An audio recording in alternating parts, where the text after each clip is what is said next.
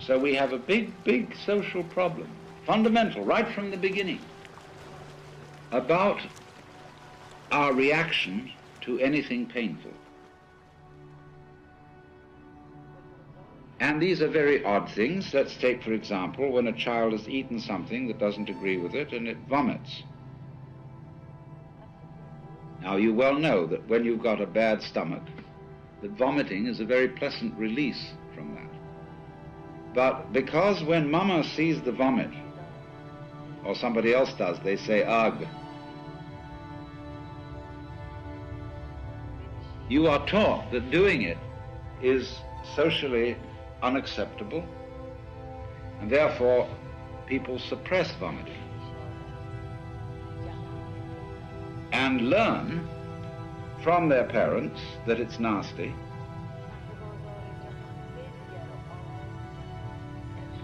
and just as they learn to worry about disease and death.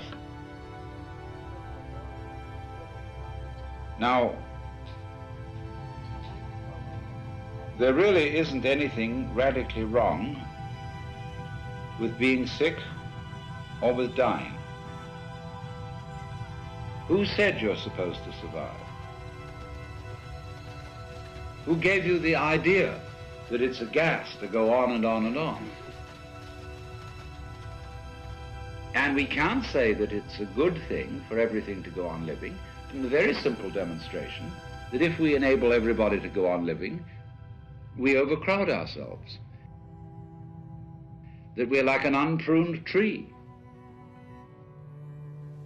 So therefore, one person who dies in a way is honorable because he's making room for others.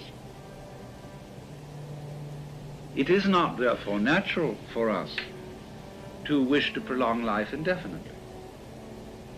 But we live in a culture where it has been rubbed into us in every conceivable way that to die is a terrible thing.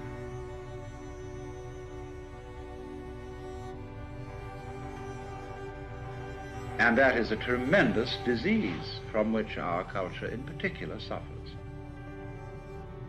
And we notice it firstly in the way in which death is swept under the carpet.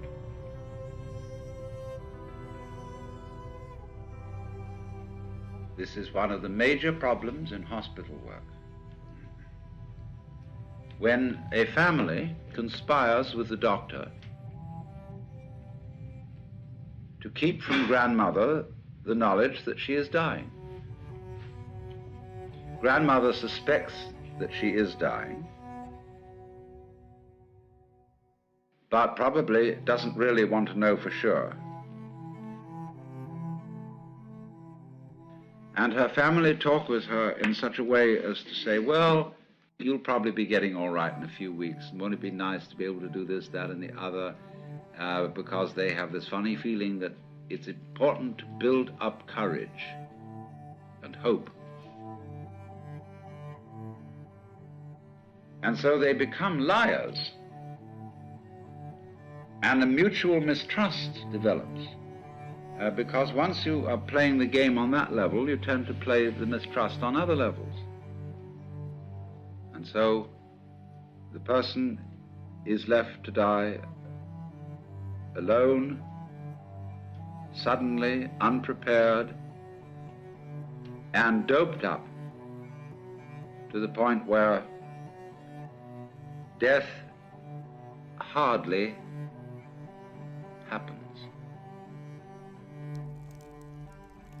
And there is no derivation from it of the peculiar spiritual experience that can come with death.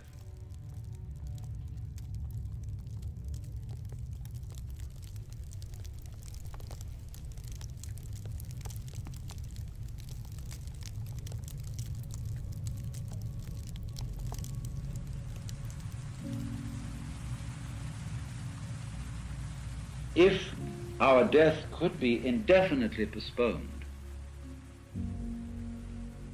we would not actually go on postponing it indefinitely. Because after a certain point, we would realize that that isn't the way in which we wanted to survive. Why else would we have children? Because children arrange for us to survive in another way, by, as it were, passing on a torch,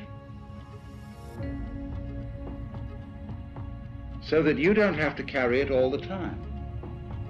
There comes a point where you can give it up and say, now you work.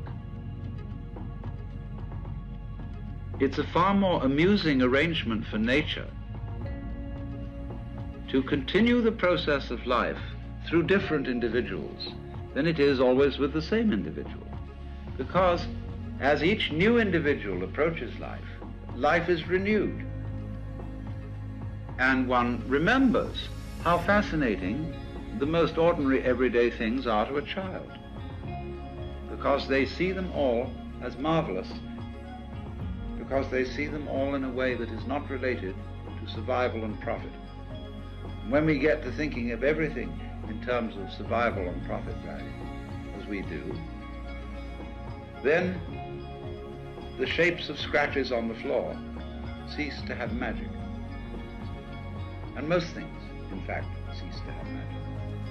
So therefore, in the course of nature, once we have ceased to see magic in the world anymore, we are no longer fulfilling nature's game of being aware of itself.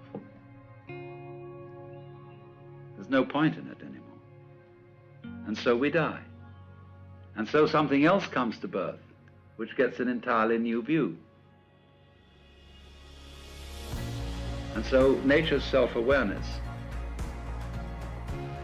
is a game worth the candle.